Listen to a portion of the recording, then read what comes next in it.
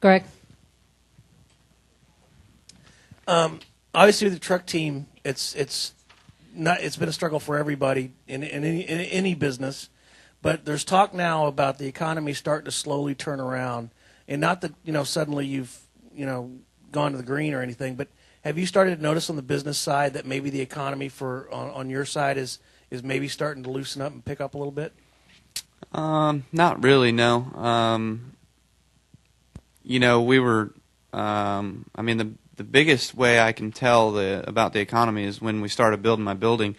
It was a really good economy and everything was going well. There was a lot of work and stuff, and it was hard to get people there. And then it kind of slowed down, and then prices of material went up, prices of metals and all that stuff. Don't know why, but it did.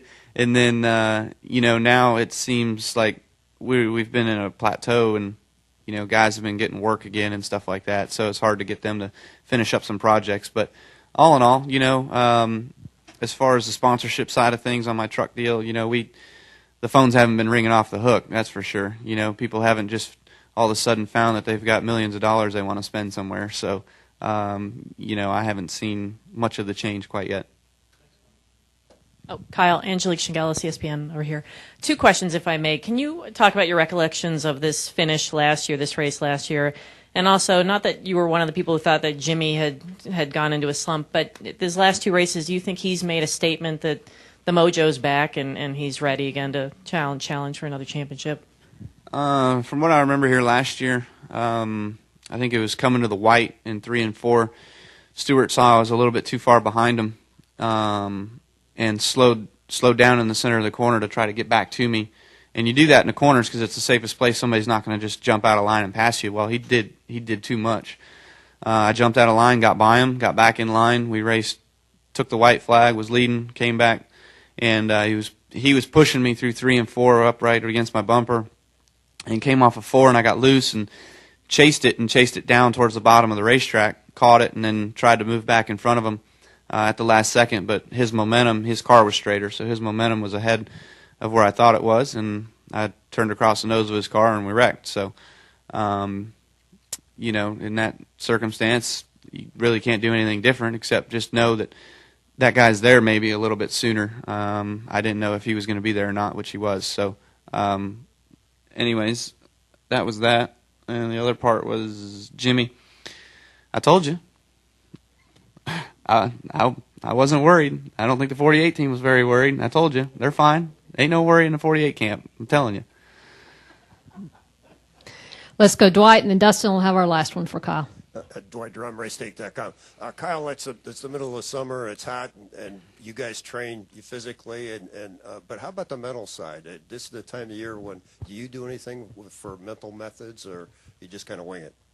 No, I don't know that you can really train yourself mentally. I haven't figured it out. So, no, I don't do anything different. I just always go about it the same way. We'll see how the car is this weekend, and if your car is good, you're going to be in a good mood. If your car's not that good, you're gonna know that you're gonna have a hard day. You're gonna have to really work hard to try to get a good finish.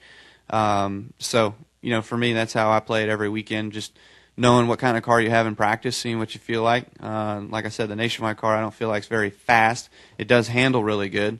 I just wish it was faster. So we'll see how it plays out when we get in bigger packs. I never really got in a pack that was any bigger than 7 cars yesterday, so it can be completely different in tomorrow's race. But as far as anything else, nothing changes. Dustin.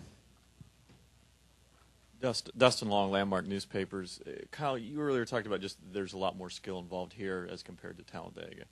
In what sense can you break that down? Is it just holding on to the car more because it doesn't handle as well? Are you thinking more because you've got to make changes, or even in things with what you're doing on the track and setting people up? How is this a more skilled event, and how does it challenge you or tax you more than maybe Talladega? I'll try to put this in simple terms. It's going to be hard, but Talladega is like sitting down at a table playing chess. It's not, you think. All you do is think. You don't have to think about how to drive the car. You don't have to think about if you can keep it wide open. You don't have to think about the handling. You don't have to think about anything. So it's easy for drivers to just sit out there wide open and turn the steering wheel. You know, you just make moves. Here at Daytona, it's completely different. You have to think about handling. You have to think about whether you need to stay wide open or whether you need to lift some. You got to think about how you're going to pass people. Sometimes here, you know, the outside lane will really be fast down a straightaway, but then you go to the bottom in the corners because it's the shortest way around. So if you make a pass on somebody and go underneath them in or through the corners, you've got to figure out how to get back in line on the straightaway. So sometimes you just ride in line and wait for a gap to open that you know you can fit back into when you get to the next straightaway. You're always thinking of handling, like I mentioned, how to make your car handle better through the turns so you can stay wide open. You know, when the field gets spread out, you can really work your way, just like a regular race. You can methodically work your way through the field and work your way up.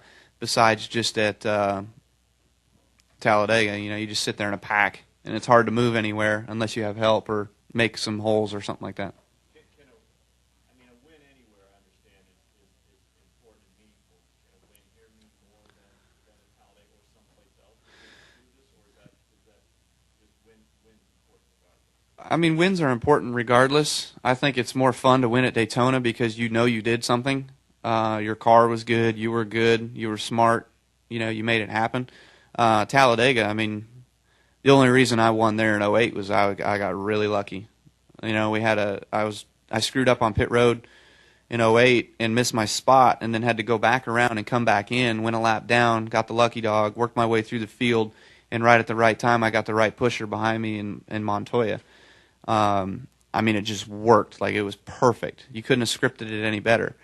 Now, at Daytona, you race. You know, you've got to race guys. It's not where it boils down to luck. It's not where it boils down to, you know, the July race especially is what I'm talking about. I mean, February, it's still a little bit of luck. You still have to have a good car, but a lot more cars run better because it's a little cooler. I mean, with the heat and how slick it is here in July, it becomes a lot more car driver.